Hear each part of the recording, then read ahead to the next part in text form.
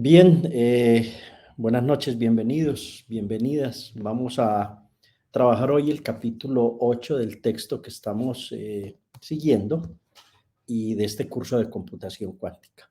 Entonces, nos vamos a dedicar fundamentalmente a la parte de compuertas y circuitos cuánticos. Vamos a aprender la teoría. La siguiente semana haremos ejercicios y estaremos dedicados de lleno pues a comprender cómo son las compuertas cuánticas. En la primera parte de esta presentación hablaré de las compuertas clásicas y de la computación clásica para que aprendamos por medio de una analogía bien interesante. Entonces, bienvenidos, es un placer para mí tenerlos y que escuchen pues esta presentación y que aprendan un poco de ella. Entonces, la primera parte de esta presentación va a ser de compuertas clásicas y aquí les quiero presentar el supercomputador GH200 de NVIDIA, que es considerada una de las máquinas más potentes que tengamos actualmente a nivel de computación clásica. Esta máquina, ahorita voy a hablar un poco de ella, eh, pero lo que quiero mostrarles es que las compuertas clásicas nos han llevado a la construcción de supercomputadores sumamente poderosos que nos permiten ahora hacer inteligencia artificial, que nos permiten hacer tareas, tener computación en la nube, etcétera, etcétera, lo que implica que pues tenemos un camino muy grande y que esta computación clásica, que estas compuertas clásicas no van a finalizar. Al contrario, esto va a seguir. De otro lado, les presento el IBM Q, que es el computador cuántico de IBM. Solo en la partecita de abajo está el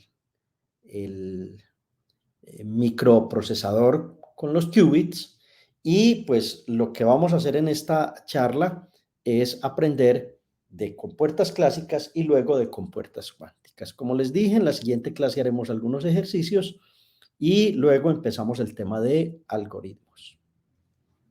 Todo esto empieza con Walter Brattain, William Shockley y John Barden, quienes en 1945 inventan el transistor.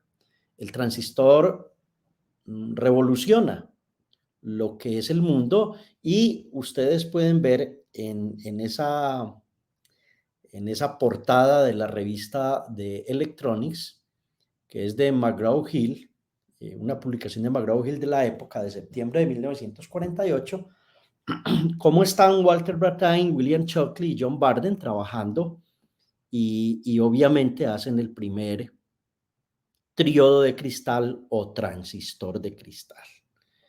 Ellos se ganan el premio Nobel por este invento y este invento es lo que nos da origen a la computación tal cual la conocemos en el mundo moderno. Este es uno de los grandes transistores utilizado en el System 360, en la familia de supercomputadoras de la época de 1964. Este super transistor tenía realmente tres transistores en un solo módulo. Entonces, observen, pues, si lo miramos de acuerdo a cómo hemos evolucionado en tecnología, pues es un elemento eh, que uno dice, carajo, ¿cómo estamos ahora? ¿Cómo tenemos todos estos dispositivos y cómo empezamos con equipos de cómputo de ese estilo? Aquí les quiero mostrar un poquito de cómo evolucionaron los transistores de 1941, que eran los tubos de vacío. Luego en 1948, en el 67 ya se ve el diseño de pastillas y en el 97 pues se compara el tamaño de un transistor, creo que eso es un Intel, con una moneda de 1 centavo de Estados Unidos.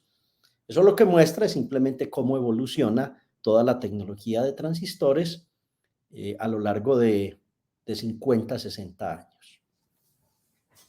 Pero, ¿cómo están construidos? Una unidad central de procesamiento moderna tiene millones de esos transistores y esos millones están formados por unas compuertas básicas, que son la compuerta AND, OR, NOT, NAND, XOR, etcétera, etcétera.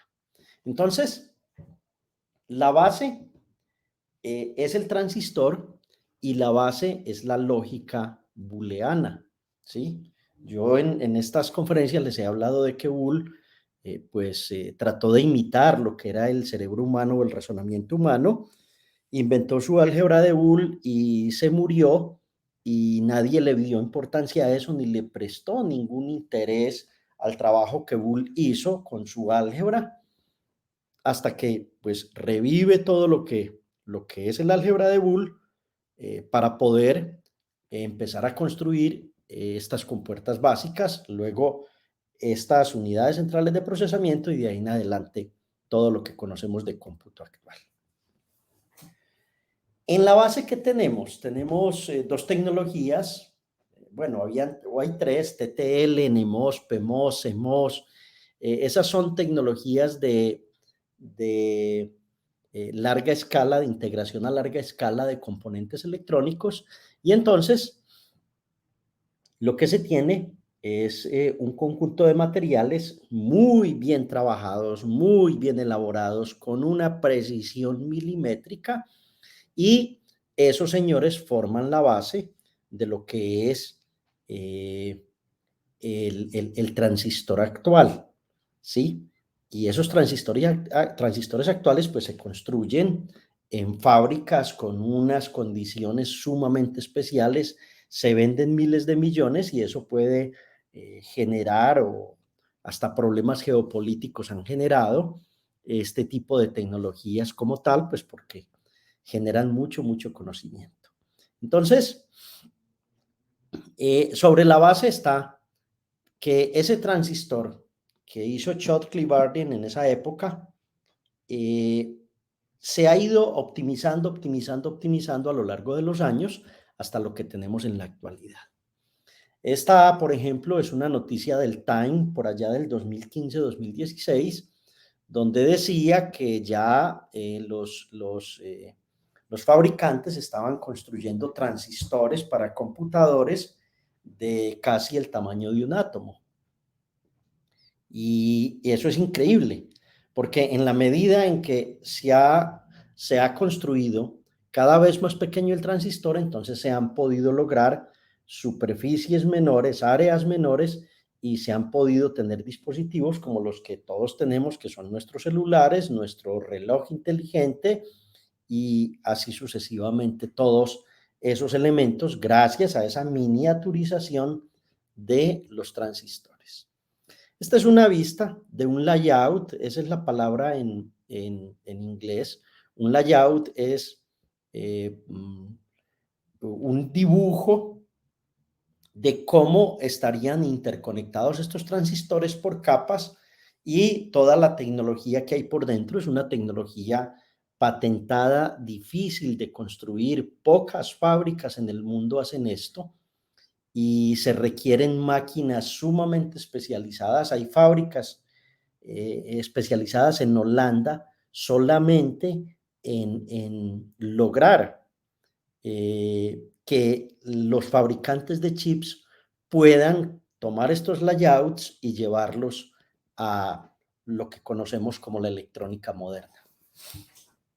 Esa es una vista de se suele llamar galleta, de una galleta completa de transistores construida con tecnologías muy actuales, muy modernas, y que nos permite pues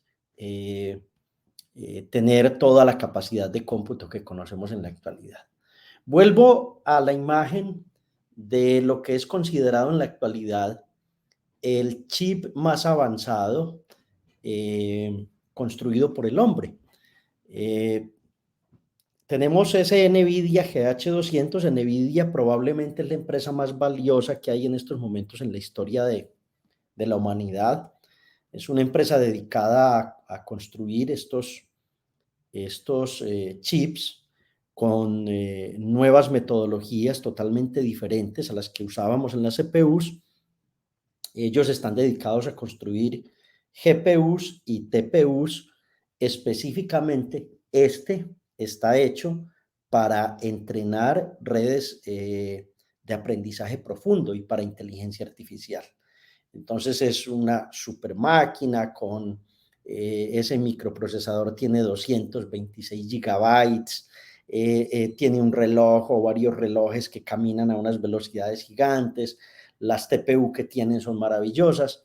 Es decir, sobre eso podríamos dictar completamente un curso completo de tecnologías adyacentes a la electrónica y a los transistores y a la forma como se conecta el hardware y el software en un momento definido. Esta es una vista también de ese GH200. Esos GH200 se ponen, se escalan, se meten dentro de un arreglo completo y se tiene el supercomputador que mostré al inicio. Entonces, ese GH200 pues es una super máquina para los proveedores de la nube que tenemos actualmente, AWS, Google, Azure, etcétera. NVIDIA es quien provee toda esa capacidad de hardware y otros fabricantes, pero NVIDIA es realmente el más exitoso actualmente construyendo estos tipos de supercomputadores que ejecutan tareas a velocidades muy, muy increíbles. ¿Pero en qué están basadas? En compuertas clásicas. La primera compuerta clásica que uno conoce es el NOT. El NOT recibimos un 0 y al pasar por la compuerta, pues obtenemos un 1. O recibimos un 1 y al pasar por la compuerta obtenemos un 0. Una compuerta inversora fundamental, fundamental. En el mundo de la electrónica, compuertas fundamentales son las que vamos a ver aquí y luego las vamos a comparar con el mundo de la computación cuántica. ¿Por qué los computadores cuánticos se hacen basados en compuertas? Hay muchas tecnologías en estos momentos con las que se intentan hacer computadores cuánticos, pero como hemos logrado a lo largo de estos 60, 70 años, pues a través de compuertas muy fundamentales, construir máquinas como la que acabo de mostrar, entonces esa misma metodología la usa IBM y la usan otros fabricantes de computadores cuánticos y quieren emular esa misma metodología. Algunos científicos dicen, no, los computadores cuánticos deberían ser de otra manera. Hay computadores cuánticos basados en fotones, hay computadores cuánticos basados en otras tecnologías diferentes a superconductores, pero esta ha sido una de las más exitosas. No sabemos a futuro si continuará haciéndolo o si sencillamente el camino es otro, pero por ahora es lo que tenemos y que funciona. Hay una compuerta fundamental con la cual se construye toda la electrónica digital y es la compuerta AND o AND. Esa compuerta tiene una particularidad y es que solo devuelve un alto si las dos entradas están en alto. Es simplemente eso. Si una de las entradas, si mínimo una de las entradas está en bajo, va a devolver un valor bajo al otro lado. Entonces, imagínense esos transistores funcionando. Enseguida les voy a mostrar cómo se consiguen en el mercado y cómo puede uno pues hacer una board y probar esto que les estoy diciendo. Pero no basta con el AND. Podríamos negar la compuerta AND. Entonces le ponemos una bolita al final, es ese circulito que tiene al final, y eso significa una compuerta AND negada. Y la compuerta AND negada, pues lo que implica es negar la tabla de verdad que teníamos anteriormente.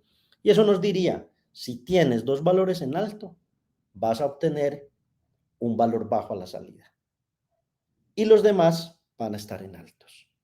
Y ustedes dirán, pero ¿por qué es interesante esto? Justo porque el álgebra de Boole y los mapas de Carnot, que no sé si alguien los conoce, más todo el trabajo con electrónica digital, requiere que esa álgebra, esa álgebra, en esa álgebra se hagan reducciones para que se utilice el número de compuertas óptimas en un circuito. Y esas reducciones son importantes que las llevemos a cabo también en la fabricación de los circuitos. Y entonces eso hace que se reduzca y se optimice y se vuelva más eficiente la electrónica, desde el diseño hasta la implementación. La siguiente compuerta es una OR clásica. La OR clásica es muy curiosa. ¿Por qué? Porque produce alto cuando las dos entradas están en alto o cuando una entrada está en alto, pero produce bajo cuando las dos entradas están en bajo. Hay personas que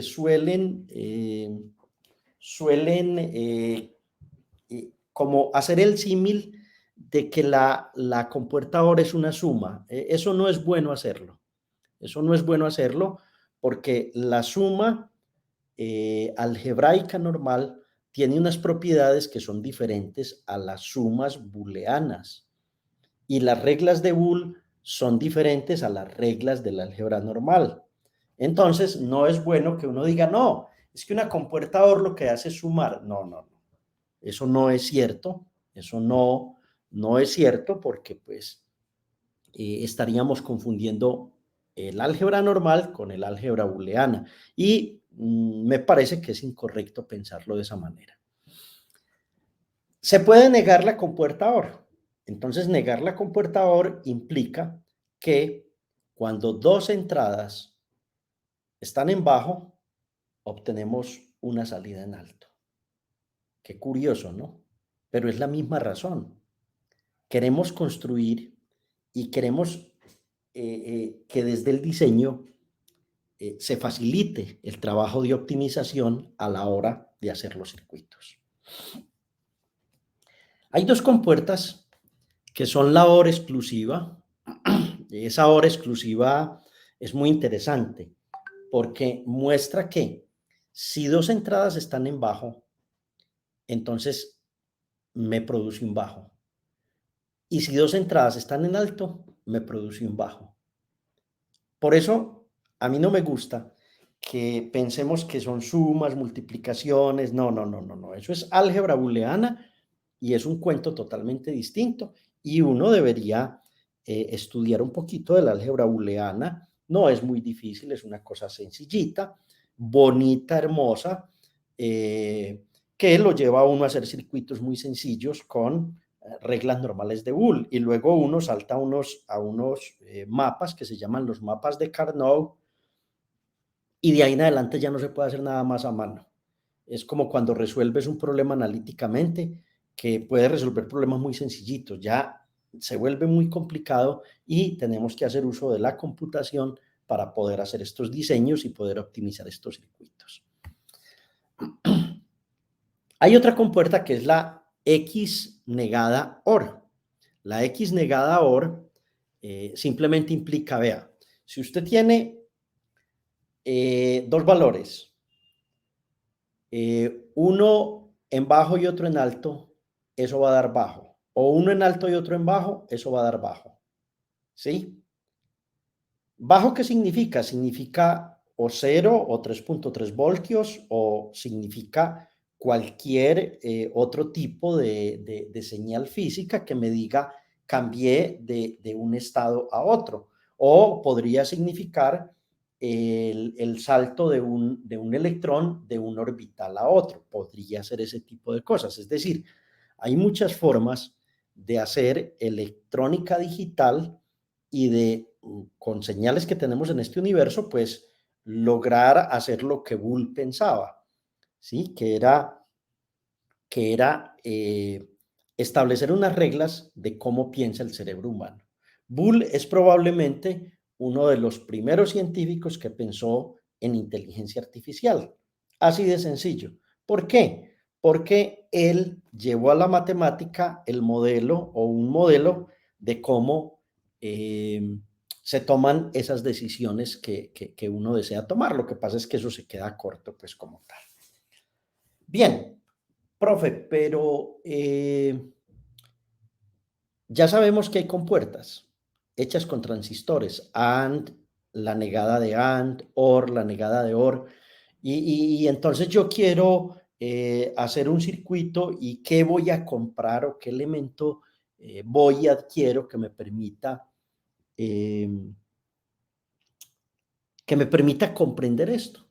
Entonces hay unos circuitos, por ejemplo, el 74LS08, el 74LS00 y el 74LS32, que están especialmente diseñados y traen esas compuertas, varias de esas compuertas, AND, NAND, OR, y uno las puede poner en una placa y puede hacer operaciones digitales sin mayor problema. El 74LS02, el S86 y el S04, el uno es para NOT, el otro para funciones OR exclusiva y el otro para funciones OR negadas. Es decir, en el mercado uno encuentra estos componentes que dicha, me imagino en un siglo estaremos hablando de que, o en 50 años estaremos hablando de que uno puede adquirir componentes para el computador cuántico y dentro de los componentes puede adquirir una compuerta X de Pauli o ese tipo de cosas. Vaya uno a saber porque la computación cuántica es algo que apenas están haciendo. Entonces, en el mercado uno tiene estas compuertas clásicas que las puede comprar y puede hacer circuitos como uno desea. Por ejemplo, la 74LS08 trae 4 compuertas AND. Entonces, esta muesquita que ven al lado izquierdo es la forma como uno ubica el circuito y uno lee cada patita de estas de acuerdo a sus números y uno sabe cuál es la entrada y la salida de la compuerta. Por ejemplo, las patas 1 y 2 son entradas a la primera compuerta AND y la pata 3 es una salida. La patica 4 y 5 son entradas a la segunda compuerta y la 6 es una salida. Y así sucesivamente, si ustedes compran estos circuitos en el mercado, van a encontrar las compuertas, las 4 compuertas y pueden hacer sus circuitos como ustedes los deseen. Lo mismo ocurre con las XOR, por ejemplo, es exactamente la misma filosofía. El 74LS04 realmente, como las NOT son tan sencillitas, no tiene 4 compuertas NOT, sino que tiene 6 compuertas NOT, ¿cierto? Entonces, la entrada 1 y si vas a la 2 está invertida. Si metes un voltaje alto en la 3, vas a obtener un voltaje bajo en la 4. Si metes un voltaje bajo en la 5, vas a obtener un voltaje alto en la 6. Si metes un 1 en la patita 13, vas a obtener un 0 en la pata 12 y así sucesivamente funciona la lógica de estas compuertas clásicas. Un poco más, la OR, la NOR, los circuitos que las implementan y entonces ahí tienen ustedes un poco más claro la parte de compuertas, la parte de físicamente cómo son y bueno, de ahí a comprender cómo hacen un dispositivo como el que pues les mostré al inicio es un asunto sumamente complicado. Perdón. Bien, este es un circuito muy sencillo donde ya conectamos varias compuertas AND, una XOR y una OR, se realizan un conjunto de operaciones, se le pone una entrada de 8 bits y este es un circuito de los que uno aprende cuando entra a electrónica digital, que es un sumadorcito, ¿cierto? Entonces es un sumador, ese sumador da dos salidas, la suma y la suma de A más B, y da el carry o lo que uno lleva dentro de la operación, como cuando aprendimos a sumar en el colegio, que aprendimos a llevar, o como llamaba uno, llevo uno, entonces lo sumo aquí, etcétera, etcétera. A eso se refiere esto. Pero eso pues es un sumador muy elemental. Lo que quiero mostrarles es que realmente una unidad aritmética y lógica y una CPU completa ya va a tener muchos de estos dispositivos, va a tener electrónica secuencial, electrónica latches, compuertas, amplificadores, bueno, todo interconectado para poder hacer las tareas que nosotros necesitamos. Esto es un resumen de cómo se simbolizan las compuertas fundamentales, AND, OR, XOR, NOT, NAND, NOR. ¿Cuál es el símbolo que se suele usar en algunos de los textos?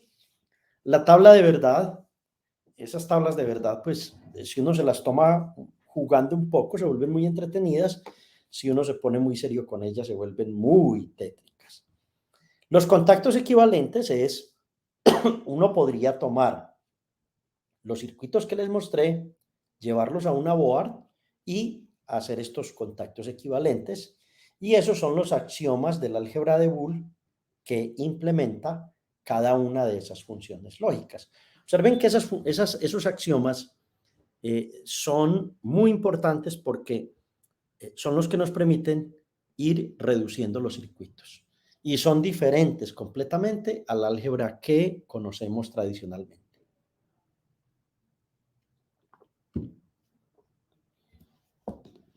Ahora sí, entramos en materia. 8:30 de la noche para entrar en materia. ¿Qué es entrar en materia? Bueno, ¿y cómo son las compuertas cuánticas? ¿Qué tienen las compuertas cuánticas y cómo funcionan? Entonces, voy a dar un resumen aquí muy sencillo. La primera compuerta cuántica, y probablemente la más importante, es la compuerta de Hadamard. Acuérdense que Hadamard fue un matemático francés, la fundación Hadamard existe, y Hadamard, cuando hizo esto, pues diseñó esta compuerta. Yo creo que no la diseñó pensando en nada de esto que estamos hablando en el día de hoy. Tengo que leer un poco la historia, no la conozco muy bien, pero sí me encantaría leer un poco de cómo Hadamard logró esta compuerta. Luego vienen tres compuertas que tienen que ver con algo que hicimos en la primera clase, y es las matrices de Pauli y el experimento de Stern-Gerlach. Si se remiten a esa primera clase, en esa primera clase las matrices de Pauli dan cuenta de los resultados del experimento de Stern-Gerlach. Entonces, son tres matrices de Pauli, la matriz X, la matriz Y y la matriz Z. Luego tenemos compuertas de cambio de fase, las voy a explicar más en detalle, y una compuerta que se llama la compuerta T, que es un cambio de fase de pi octavos.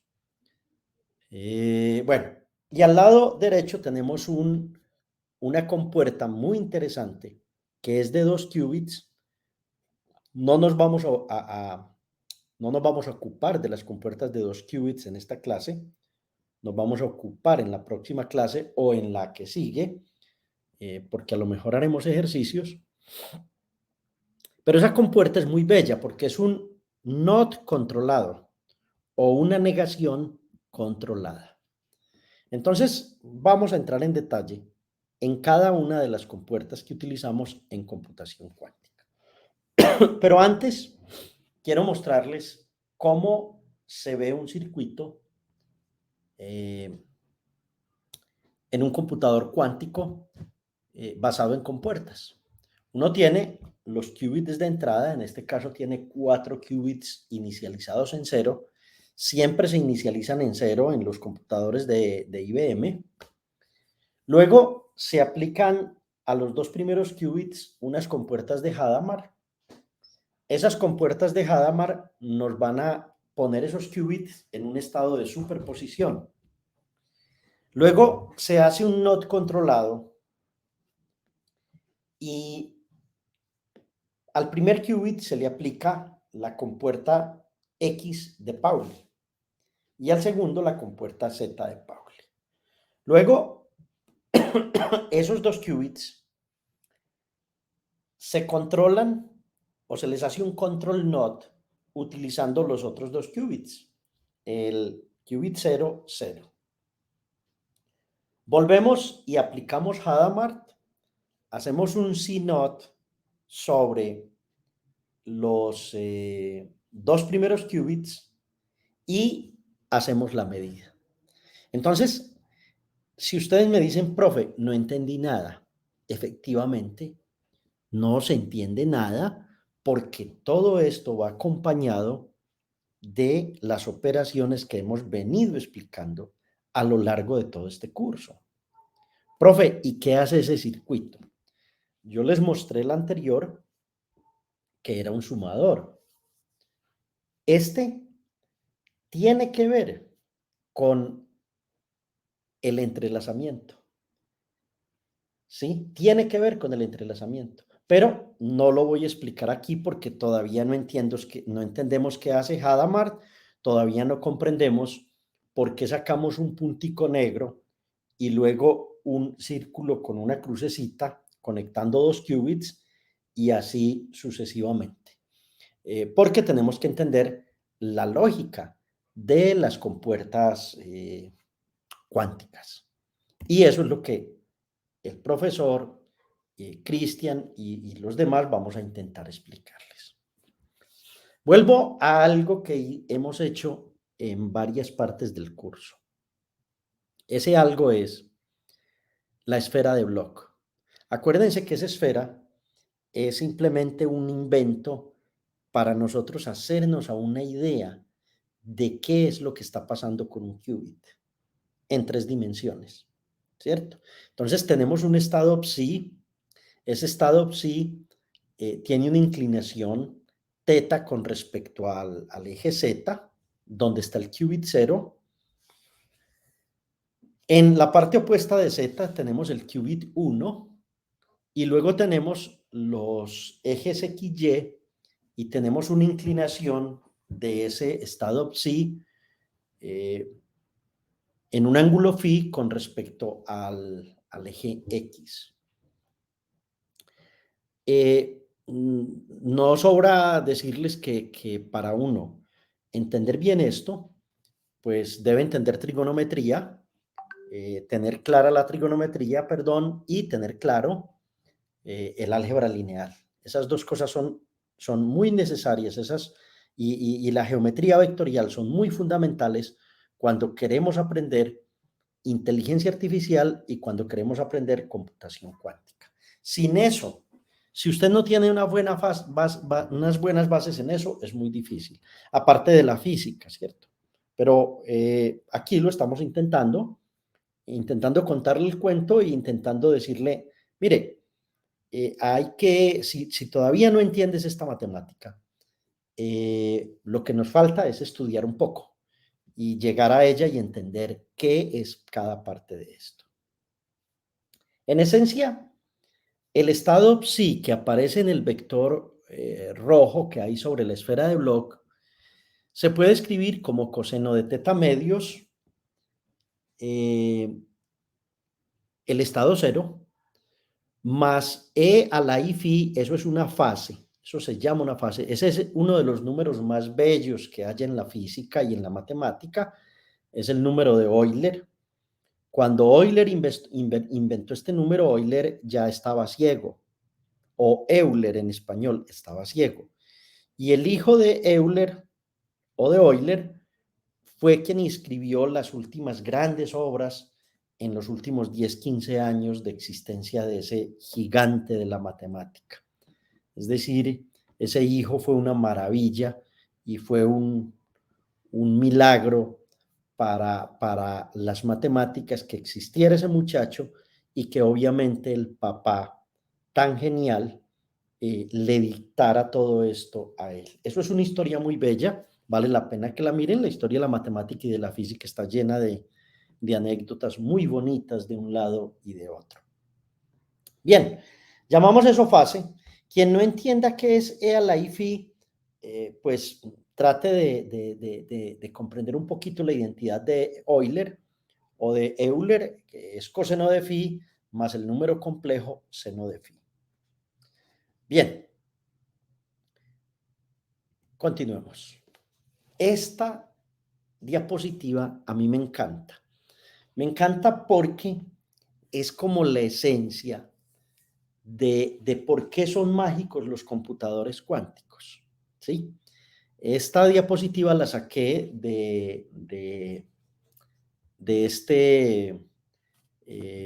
este hombre, Jonathan Wee.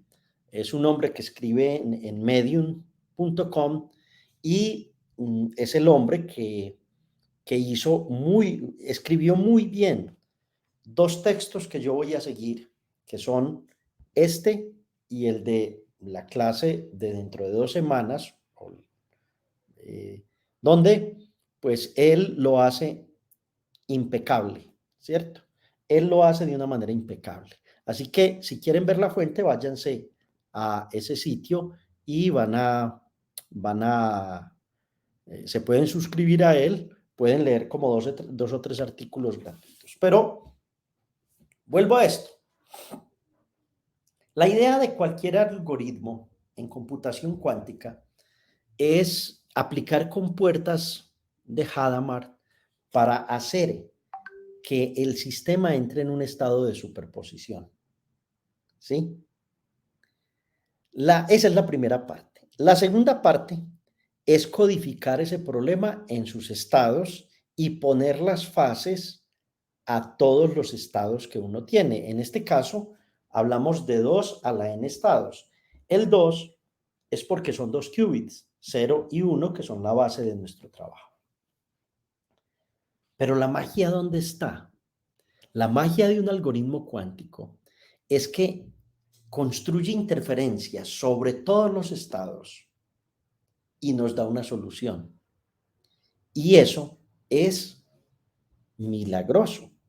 Milagroso en el sentido en que es como si todo ese trabajo en ese universo de la esfera ocurriese en paralelo.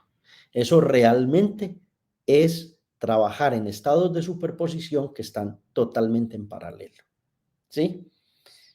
No sé si lo entendieron, pero fundamentalmente un algoritmo de computación cuántica lo que hace es eso visto desde la esfera de Bloch.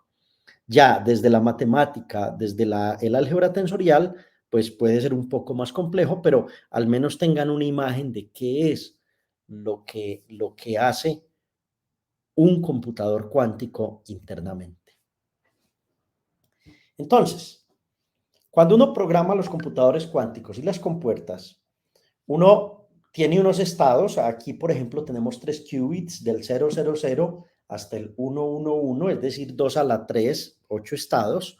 Por eso aparecen esos signos de que me falta escribir o nos falta escribir los demás. Corremos el algoritmo y el algoritmo lo que nos dice es, mire, la probabilidad de que usted encuentre esto en el estado 00 es de 0.94, o sea, un 94%. La probabilidad de que esté en el 0.1 es solamente el 0.02%, el 0.02. El otro estado así y así sucesivamente. ¿Qué es lo que pasa con estas medidas? Que obviamente, como son estados superpuestos, nosotros cuando medimos, lo que hacemos es llevar el computador cuántico, llevar el sistema, ¿cierto? A un estado que lo llamamos el estado de medida, donde interferimos con él y él nos da un valor, ¿sí? Eso en mecánica cuántica es algo muy interesante y es como que la naturaleza está haciendo su trabajo por allá debajo, está trabajando, haciendo sus cosas, y en el momento en que medimos, el observador, el estado, hay una palabra precisa, no la recuerdo, el estado entra en, en, en, en, en un estado definido como tal. Es probabilístico y luego cuando medimos entra a un estado definido. Esto es, por ejemplo, un algoritmo muy famoso, creo que es el algoritmo de Grover. Lo vamos a ver en una de las clases pasadas, en una de las clases siguientes, perdón. Les dije, el primer paso es superponer qubits. Entonces, para eso usamos la compuerta principal, que es la compuerta de Hadamard, ¿cierto? Ese es el primer paso. Aquí se muestran tres operaciones de cómo, por ejemplo, cuando aplicamos Hadamard al estado cero, obtenemos un estado de superposición que denominamos el estado cero más el estado 1 sobre raíz de 2. Si les queda como ejercicio hacerlo para el estado 1, es simplemente hacer esas multiplicaciones de esas matrices. En ese caso, lo único que tienen que cambiar es que el vector columna del qubit 1 es 0 arriba, 1 abajo. Y van a obtener un valor que va a estar dado por este signo menos y entonces va a aparecer un signo menos en la expresión que van a tener a este lado. Pero ¿cómo interpretamos esto? Observen que en la primera esferita partimos del qubit 0. Aplicamos Hadamard, la compuerta de Hadamard, y el sistema queda superpuesto sobre el eje X como 0 más 1 sobre raíz de 2.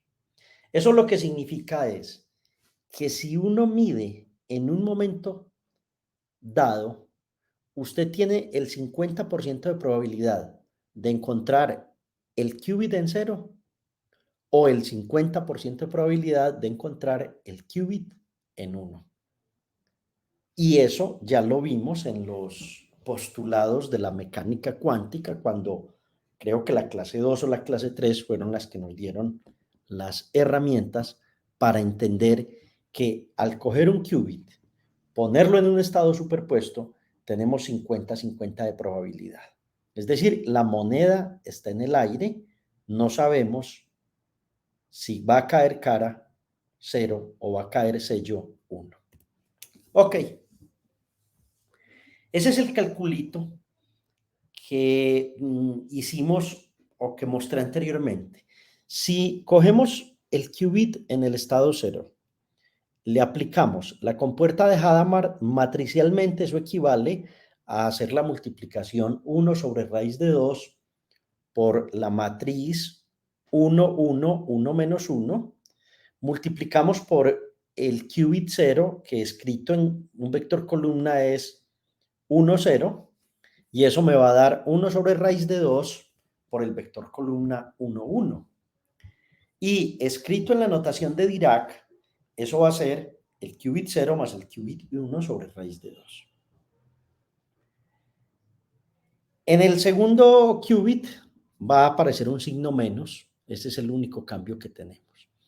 Pero ¿qué pasa? La pregunta que uno puede hacer es, profesor, sí, ya me acabas de enseñar que la compuerta más importante es Hadamard porque superpone estados y bueno, ¿qué pasa si yo aplico un Hadamard a un estado superpuesto? Esa es una excelente pregunta y está resuelta en la segunda parte de esa diapositiva. Si aplicas una compuerta Hadamard a el estado superpuesto 0 más 1 sobre raíz de 2, vas a obtener el qubit 0. Y si aplicas una Hadamard a un estado superpuesto 0 menos 1 sobre raíz de 2, bueno, estoy ahorrándome ket 0 más ket 1 sobre raíz de 2. Debería ser más riguroso. Hadamard aplicado al ket 0 menos el ket 1 sobre raíz de 2. Entonces eso me daría el 1. Entonces observen que la compuerta de Hadamard tiene dos funciones. O me lleva a estados superpuestos, o si la aplico a un estado superpuesto, me lleva a un qubit. Eso es poderosísimo. Y eso se va a explotar muy bien en los algoritmos que vamos a ver en las próximas sesiones de este curso. Pueden verificar la matemática que hay ahí. No creo que sea tan difícil de seguir si ustedes han seguido el curso tal cual la tenemos. ¿Qué ocurre cuando no aplico solo una vez la compuerta de Hadamard, sino que aplico la compuerta de Hadamard muchas veces? Entonces, la parte de arriba de esta diapositiva lo que me está mostrando es lo que les acabé de explicar, de que si aplico H a un estado superpuesto, obtengo 0, obtengo 1, etcétera. Pero la parte de abajo me dice, vea, uno puede tomar el estado 0, el ket 0. A ese ket 0 le aplico n veces. Ese H bolita a la N significa tensorial, un producto tensorial, ¿cierto? Aplico N veces H y entonces voy a obtener 1 sobre raíz de 2 a la N por la suma en X de un estado que va a ser un estado X. Luego haremos calculitos con esto, no se preocupen por ese asunto.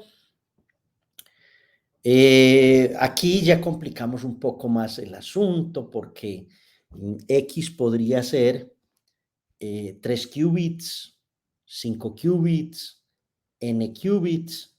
Entonces, uno puede coger en notación y poner el ket 0 en un producto tensorial n veces sobre el ket 0 y eso me va a dar unos valores que van a estar definidos de acuerdo a las n veces que tenga 0. ¿Sí? Eso es importante. Creo que entendieron un poco de eso, pero es mejor que hagamos un ejercicio un poco a futuro y entonces lo tengamos más claro. En computación cuántica, contrario a lo que uno ve en ondas, uno tiene dos fases, una fase global y una fase relativa. La fase global de un estado la solemos llamar E a la I gamma, y la fase relativa tiene que ver con el ángulo teta e I a la I phi, sobre todo con E a la I phi. Entonces, ¿qué es la fase global y la fase relativa? Esto lo vamos a explorar muy en detalle en 2 o 3 de los algoritmos que vamos a ver a futuro, porque el asunto de las fases es un asunto muy poderoso dentro de la computación cuántica. Bueno, esto es más una muestra de cómo uno prepara las configuraciones. Tiene, por ejemplo, un par de qubits 00, las hace pasar por una compuerta de Hadamard y uno entonces prepara todas sus configuraciones y hay un asunto que va a ser muy importante, que es una función oráculo, así se llama.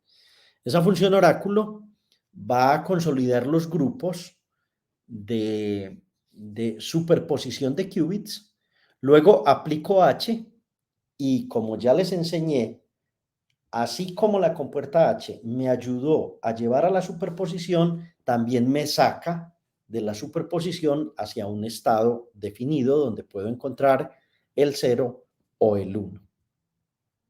Bueno, son las 19:52. Creo que, bueno, sigamos 8 minutos. En 8 minutos podemos hacer un poco de Pauli y luego nos queda más trabajo para la siguiente sesión. La tesis doctoral de Pauli de 1924, de Wolfgang Pauli, fue una tesis maravillosa. Es decir, tan maravillosa la tesis doctoral de Pauli que, pues, creo que lo que es el experimento de Stern-Gerlach y esto y todo lo que se vino después de la computación cuántica matricial inventada por Jordan, Heisenberg y Pauli, más todo lo que ha ocurrido luego, pues dan origen a lo que tenemos ahora en la computación cuántica. Fundamentalmente, las matrices de Pauli conducen a compuertas cuánticas que le denominamos compuertas de Pauli. Entonces ya no hablamos de sigma X, sigma Y, sigma Z, sino que hablamos de la compuerta X, la compuerta Y y la compuerta Z. Específicamente tienen el formato de las matrices que Pauli descubrió y que tienen unas propiedades maravillosas y muy bonitas. La compuerta X se puede escribir matricialmente, como la conocemos, un par de unos ceros en las diagonales, un par de unos en los elementos que no son diagonales. En la notación de Dirac se escriben como el ket 1, el brad 0, más el ket 0, bra 1. Y esto lo que hace es intercambiar las benditas amplitudes. Si tengo alfa 0 multiplicado por el ket 0 más alfa 1 multiplicado por el ket 1, me va a invertir. Alfa 1 me lo pone con el ket 0 y alfa 0 me lo pone con el ket 1. Entonces, esa es una compuerta muy, muy interesante, muy bonita. La compuerta Y lo que hace es ponerme una fase imaginaria. Ahí pueden ver la operación. La operación es muy importante cuando hablemos de compuertas que aprendamos a trabajarlas tanto matricialmente como en la notación de Dirac, ¿cierto? Esa tesis doctoral de Dirac de 1948, doctoral no, me equivoqué, es el libro de 1948 de computación cuántica de Dirac, de mecánica cuántica de Dirac. Ya estoy cansada, por eso estoy hablando tantas cosas extrañas. Ese libro es maravilloso y ese libro es el que nos enseñó cómo se va de esa notación matricial a esa notación en brackets. Entonces, intercambiamos alfa 1, pero lo multiplicamos por menos i 0 veces y luego alfa 0 por i una vez. La compuerta z me va a poner un signo menos, es decir, si entro alfa sub 0, ket 0 más alfa sub 1, ket 1, esto me va a poner alfa sub 1 con un signo menos como tal, y esa es la compuerta z. Y para terminar esta clase, discúlpenme, tengo 3 compuertas que tienen que ver con cambios de fase. La compuerta T, la compuerta S y la compuerta Z. Esos cambios de fase tienen que ver con giros alrededor de un ángulo phi con respecto al plano XY, como está en la figura. Entonces la S es una compuerta que se define como 1i en la diagonal, ceros en los elementos no diagonales. La T también se suele llamar la compuerta E a la pi cuartos o la compuerta pi cuartos. Lo que me hace es un cambio de fase de pi cuartos. La R sub teta no hace un cambio por pi cuartos, sino por un teta como tal definido. Y por último, en la notación que vamos a usar en los algoritmos y en la programación, cuando uno va a medir, pone un relojito como análogo, significando que voy, o dando a entender que voy a medir el estado. El resumen que tenemos aquí entonces es que en computación cuántica tenemos la compuerta NOT, la negación, que es equivalente a la matriz X de Pauli. Verifíquenlo ustedes, van a ver que están negando. La compuerta Z de Pauli, Hadamard, y las control NOT, que todavía no las he explicado porque generalmente se aplican a 2 qubits y apenas estamos viendo compuertas de 1 qubit. Este es un resumen más grande. La compuerta X se llama un cambio de bit, la compuerta Z un cambio de fase, la compuerta H, la Hadamard, la T es de fase, y las últimas dos todavía no las hemos visto, no las han entendido, porque pues se requiere trabajar con dos qubits. Ahí les comento, son muy importantes la not controlada y la compuerta swap. Próxima clase, compuertas para 2 qubits. Ese va a ser el tema que vamos a mirar en detalle. Quien quiera adelantarse a esa clase puede mirar el material de Jonathan Hui, que es muy bueno y que es la base de esto, y me parece que el hombre lo que hace ahí es maravilloso porque nos muestra cómo funcionan perfectamente estas compuertas. Entonces nos vemos en 8 días. Continuamos con este tema y estudien del capítulo 8 para que comparen lo que vimos en esta presentación con lo que hay en ese capítulo. Muchos éxitos, que todo marche muy bien y nos vemos la próxima semana. Que estén muy bien.